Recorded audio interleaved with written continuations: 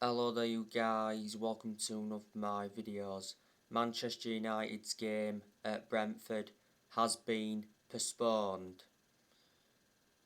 due to a COVID-19 outbreak at Manchester United. Yesterday, Manchester United shut down their Carrington training ground for 24 hours. So, reflecting on that, the Brentford Manchester United game will be rescheduled.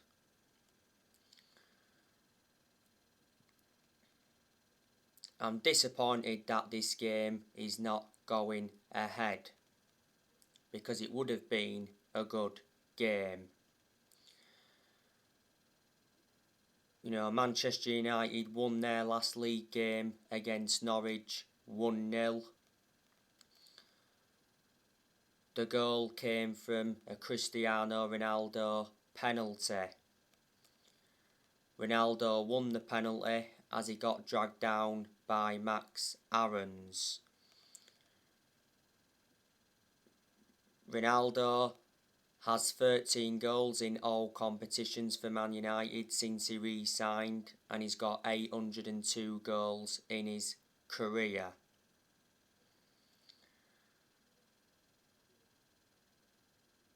It was a poor performance against Norwich.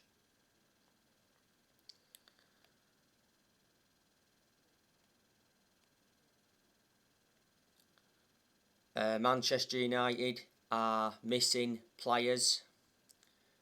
As you all know, Victor Lindelof, he's got a chest injury.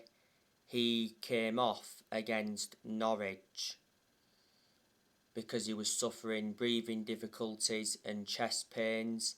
Aaron Wan-Bissaka, he's also out with injury. He came off injured in the 1-1 draw against Young Boys. Raphael Varane, he's still out with a hamstring injury. Pogba's out with a thigh injury. Pogba is out for the rest of the year. Edison Cavani, I think he's still out with injury. Anthony Martial picked up an injury not so long ago.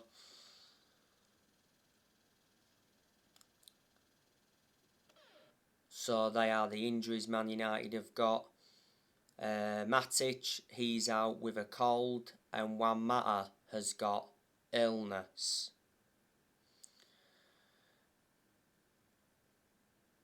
Brentford, they'll be disappointed themselves that this game is not going ahead. Brentford won their last game against Watford 2-1. Brentford are enjoying a very good season to their standards. Brentford are 10th in the Premier League. There was 9th in the Premier League before Sunday's games. This season has been Brentford's first ever season in the Premier League.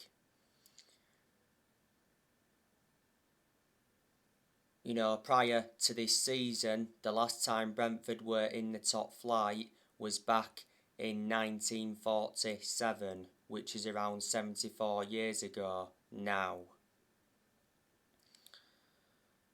Brentford have got some very, very good players in their team. Revert back to what I did mention in the preview for the game. Obviously, they've got Ivan Toney. Ivan Toney is probably one of the best players Brentford have got. Ivan Toney recently had COVID but is now recovered from COVID. So if this game would have gone ahead tonight, he would have probably been available. Brentford have also got Sergi Canos. He's also good. They've also got Max Haygarth. They've got Marcus Fors. They've also got Tariq Fosu. Tariq Fosu has been out with injury. They've also got Brian Mbumo, that's good. Brentford have also got Shandon Baptiste. He's good. They've also got Christian Norgard of Brentford.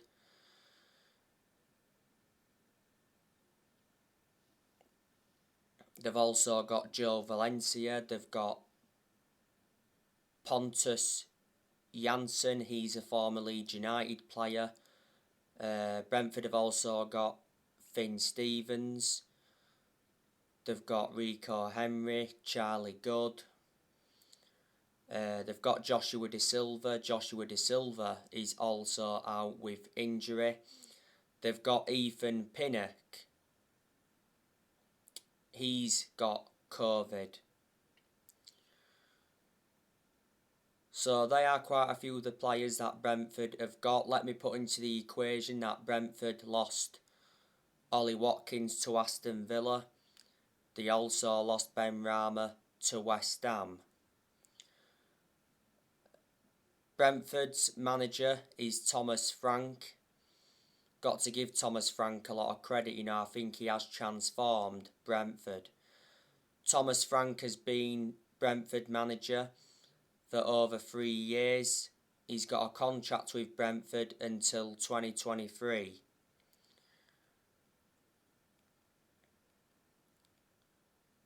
Before he was the Brentford manager, he was the Brentford assistant. Before, Thomas Frank managed Bromby, and before then he managed Denmark's under-16s, Denmark's under-17s and Denmark's under-19s. So anyway, Manchester United do play Brighton at the weekend. I'm hoping that that game doesn't get postponed.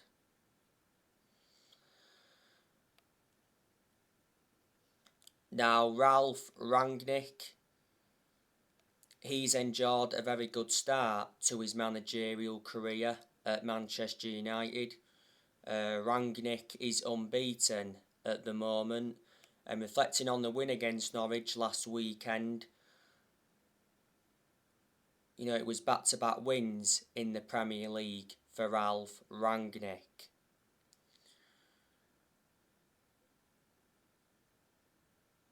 Rangnick is Manchester United's interim manager until the end of the season. Then after that, Rangnick will continue in a consultancy role for a further 2 years. You know, if Rangnick does well as the interim manager, there's a chance he'll get the Man United job on a permanent basis. Now, revert back to the other week. ESPN said that Rangnick has a midfield plan at Manchester United. He said Amadou Haidara, Calvin Phillips and Jude Bellingham are all key targets for Rangnick. And don't forget, Rangnick told bosses at Manchester United that their midfield is weak in his interview for the interim's job. He has been given a £100 million transfer budget for January.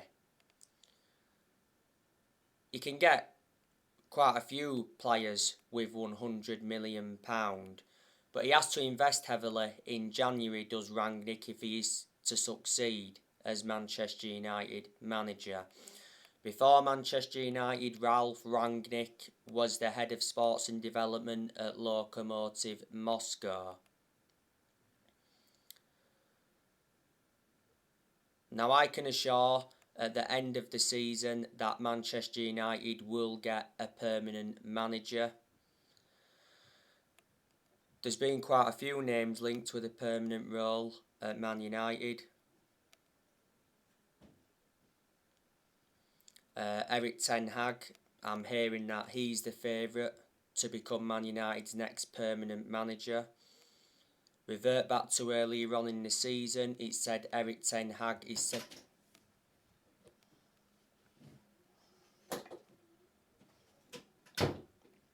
He's said to be interested in the Manchester United job, and Ajax will not stand in his way if he wants to leave at the end of the season. Revert back to the other week, Edwin van der Sar spoke about Manchester United's interest in Erik ten Hag, and Edwin van der Sar believes Ajax may lose Erik ten Hag in the summer. The other week it said Edwin van der Sar expects a Man United role in the future. I'd like to see Edwin van der Sar come back to Man United, because Edwin van der Sar is a former Man United goalkeeper.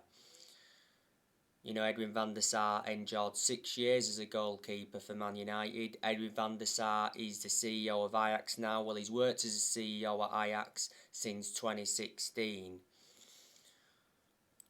Revert back to the other week, Roberto Mancini was also mentioned about taking over as Man United's next permanent manager. It did say that Man United consider hiring Roberto Mancini instead of Pochettino, but not so long ago Roberto Mancini denied becoming Manchester United's next permanent manager. You know, revert back to earlier on in the season, Brendan Rodgers was also mentioned. I initially disregarded Brendan Rodgers because Brendan Rodgers dismissed links to the Man United job.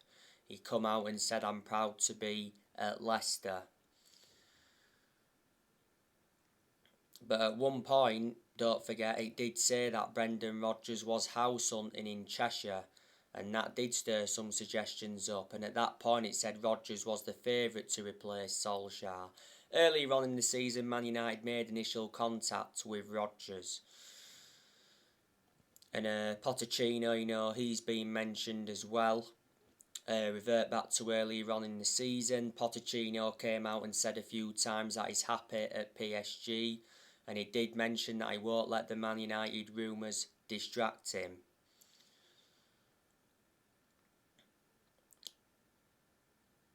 But there was reports circulating out, you know, saying that Man United made an approach for Pochettino, and obviously PSG rejected Man United's approach for Pochettino, but he did mention that Pochettino's interested in the Man United job, and you know, it said Man United agreed to pay the 10 million compensation fee for Pochettino. Manchester United have sacked 4 permanent managers since Ferguson. You know, Manchester United sacked Moyes, Louis van Gaal, Jose Mourinho, and over 3 weeks ago now, Manchester United sacked Solskjaer after almost 3 years in charge. You know, Manchester United sacked Solskjaer following the 4-1 defeat to Watford.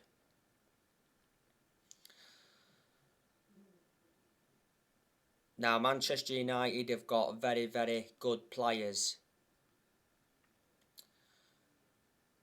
And I'm convinced under Ralf Rangnick, you know, we can get the best out of these group of players.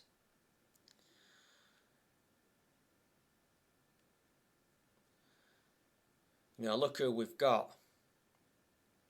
You know, we've got the best player in the world overall in Cristiano Ronaldo. Like I said, Ronaldo scored the winner from the penalty against Norwich last weekend.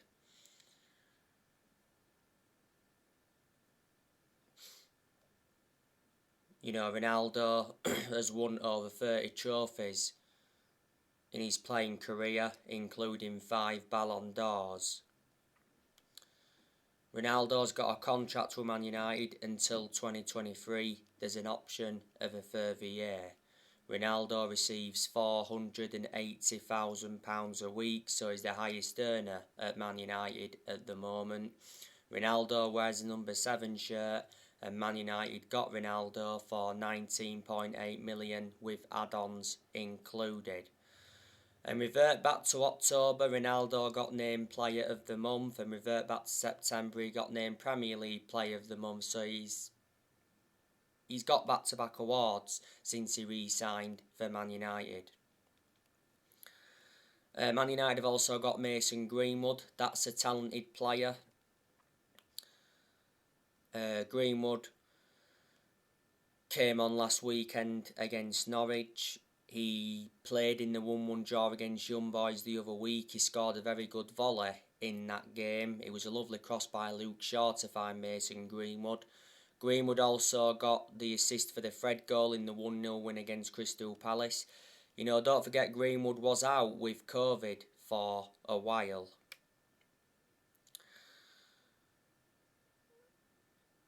And at one point, Greenwood went a while without scoring. But despite that, Greenwood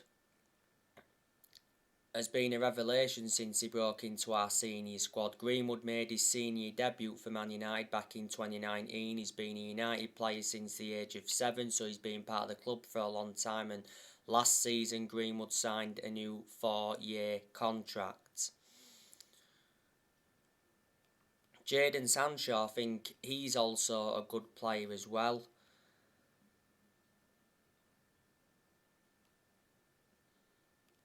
Sancho played against Norwich last weekend. I thought he was quite poor in that game. He did well in the first half in the 1-0 win against Crystal Palace, but he faded away in the second half. You know, Sancho did really well in the games against Villarreal and Chelsea earlier on in the season because Sancho scored in both of them games. You know, Sancho scored 2 goals for the club so far. Obviously, Sancho's not done as well as a lot of United fans expected, but it does take some players time to settle in. You know, I think Sancho does look a better player since Solskjaer got sacked, because revert back to when Man United had Solskjaer, you know, Solskjaer was persistently playing Sancho out of position, and there was quite a few games Sancho didn't even play in under Solskjaer. Sancho did enjoy 4 good years with Borussia Dortmund before he came to Man United, and obviously I'm hoping at Man United Sancho can replicate what he did at Dortmund. You know, Manchester United got Sancho for 78 million with add-ons included. Man United paid around 73 million up front. Sancho's got a contract with Man United until June 2026 as an option of a further year.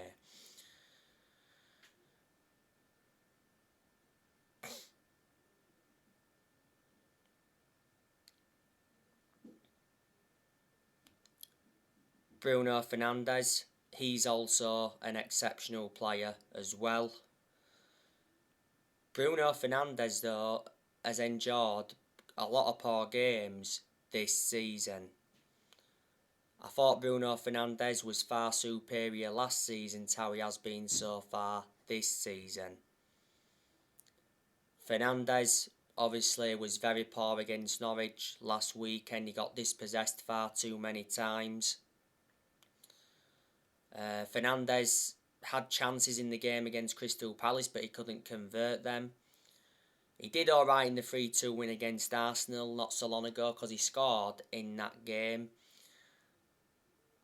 The last assist I think Bruno Fernandez provided was the 3-0 win against Tottenham, so that just proves how poor, you know, he's been. But despite that, you know, he's still one of our best players and he's one of the best signings we've made since Ferguson retired. You know, let me put into the equation that Fernandez starts the vast majority of Man United's games, so reflecting on that, he will become fatigue. You know, Fernandez has been a Manchester United player for almost 2 years now. Man United got Fernandez from Sporting Lisbon back in January 2020. Revert back to earlier on in the season, Bruno Fernandez did make it clear that he wants to stay at Manchester United. And when he first came to Man United, he said, "I've come to Manchester to win trophies." He's got a contract with the club until 2025. There's an option of a further 12 months. Earlier on in the season, he said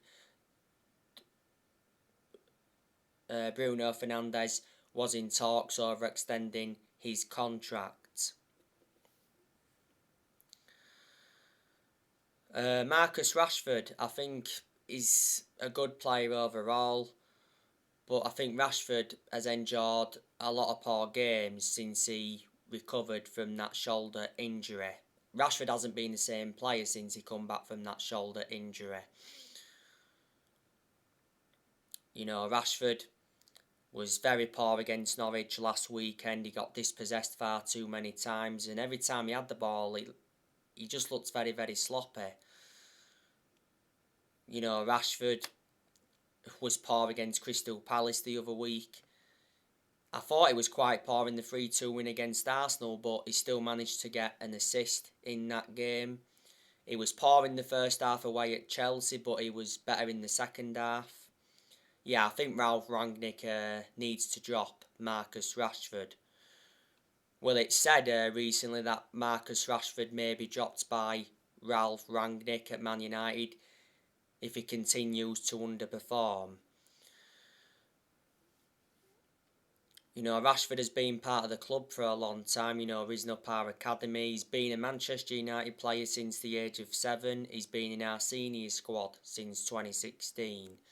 So he's been in our senior squad now for 6 years, or nearly 6 years. And Rashford's got a contract with Man United until 2023. Edison Cavani, he's also a good player as well.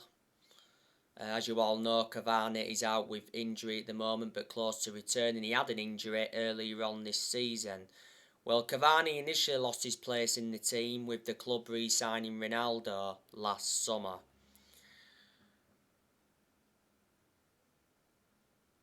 Cavani will be leaving Manchester United next year. I'm hearing that Juventus want him.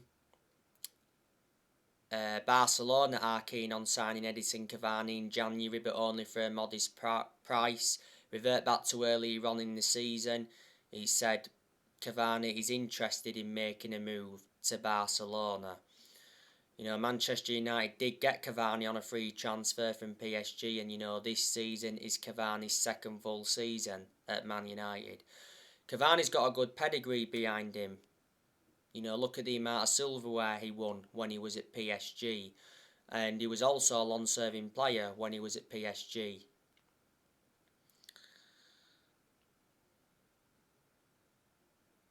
Donny van de Beek, he's also a good player as well. But I haven't had a great deal of a perception on him at Manchester United because Van de Beek has not been given nowhere near enough opportunities. Van de Beek didn't start against Norwich last weekend, but he came on in the game. He started the other week in the 1-1 draw against Young Boys. Van de Beek was in an unfamiliar role. He was the holding midfielder. I thought he put a good performance out against Young Boys the other week, apart from the poor pass he made that led to the Young Boys equaliser. I think the only way Man United can persuade Van de Beek to stay, and that's if he gets the opportunities he's been demanding under Ralph Rangnick. Revert back to when we had Solskjaer, Van de Beek got nowhere near enough opportunities, and reflecting on that, he was frustrated. And towards the end of Ole Gunnar Solskjaer's managerial tenure, Van de Beek confirmed that he's leaving in January. He's only scored 2 goals for the club, and he's been a Manchester United player for over a year and a half now. This season's been his second full season at Man United. Man United got Van de Beek for 40 million, with add-ons included. He's got a contract with Man United until 2025. There's an option of a further year, and Van de Beek's versatile. He can play in 3 different roles. Fred. Now, I don't think he's a good player overall, but he's really, really impressed me in recent weeks. I'm hoping Fred can continue with these good performances. Fred played well against Norwich last weekend, probably was our best player. Fred played very well in the 1-0 win against Crystal Palace. He scored a stunning goal late on. It wasn't only the goal against Crystal Palace why he was good, though. His overall performance was good.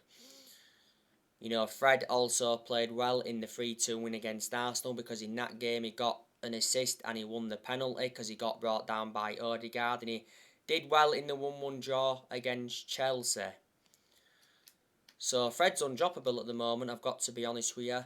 Manchester United got Fred a few years ago from Shakhtar Donetsk. Man United got him for around 52 million. Paul Pogba, he's also a good player as well. He's not only a good player, he's an imperative player. Pogba's been a big miss for Man United. As you all know, he's out with a thigh injury at the moment. Like I mentioned earlier on, he's out for the rest of the year. But revert back towards the start of the season when he was fit, Pogba, he was in scintillating form. He's got 7 assists so far in the league this season. Revert back towards the end of last season, Pogba produced good performances, but at one point last season he had a thigh injury for a while, and he's sustained some ankle injuries as well since he re-signed for the club. Prior to the Norwich game, it did say that Ralph Rangnick will not try to persuade Paul Pogba to stay at Manchester United if he wants to go. Pogba could go next year. If he leaves next year, he'll go next summer. He won't go in January, midway through the season. Pogba's current contract at Man United expires next summer. Revert back to the start of the season, he rejected a new Man United contract offer. Pogba's had a long-running transfer saga. He's been relentlessly linked with Real Madrid. His former club Juventus have been in for him. He enjoyed 4 very good years at Juventus before he rejoined Man United. PSG have been in for him, Barcelona have been in for him, and Inter Milan have been in for him before. Pogba's agent, Mino Raiola, has been working hard now for quite some time to get his client a move away from the football club.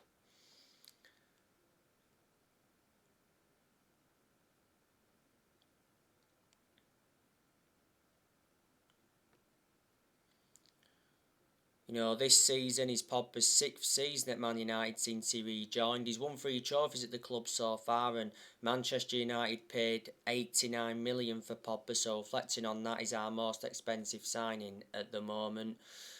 Man United had Pogba when he was a lot younger, but had to let him go due to limited appearances. Alex Telles, he's also a decent left back. Telles has had a lot of game time in recent weeks, but obviously Luke Shaw at one point was out with a concussion. Luke Shaw missed like 4 games in a row in all competitions with that concussion. Telles wasn't that good against Norwich though last weekend. He did have a good chance in the game from the free kick. It hit the crossbar. Telles though played well in the games against Palace. The other week he played well in the 3-2 win against Arsenal. He also played well against Chelsea.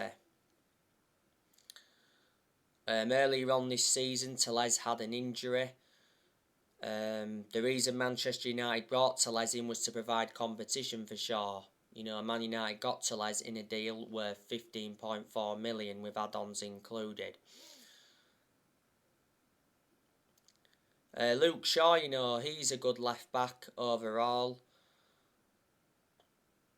but hasn't really proven how good he can be so far this season. Luke Shaw's endured a lot of poor games this season when he has been fit. And I'm shocked in that aspect because revert back to last season, Luke Shaw was exceptional. There again though, Luke Shaw played in the 1-1 draw against Young Boys the other week and he put a decent performance out. Not his best performance, but it was a decent performance. He showed good attacking intent, got in some good positions, and he got the assist for the Mason Greenwood goal against Young Boys the other week. I'm sure as the season goes on, Luke Shaw will regain his form. Shaw has been at Manchester United for around 8 years now, is it? So he's been a long servant. He's got under 2 years left on his contract. He's definitely injury prone and that is a concern. Diego Dalot, he's good when he wants to be. He's been playing a lot recently. Dalot obviously played against Norwich last weekend. Don't think he was too good in that game. Well, he was nowhere near as good as he was in the games against Crystal Palace and Arsenal. Obviously, Delors got a yellow card in the game against Norwich. He had to obviously play against Norwich because Pisaka wasn't available. You know, Dalot is our backup right back to Pisaka. Revert back to last season, Dalot enjoyed a loan spell with AC Milan, and reflecting on that, he gained some experience. Man United got Dalot from Porto for around £19 million, and he's got a contract with Man United until 2023. Wan-Bissaka, you know, he's a good right back defensively, but the attacking side of his game is not so good.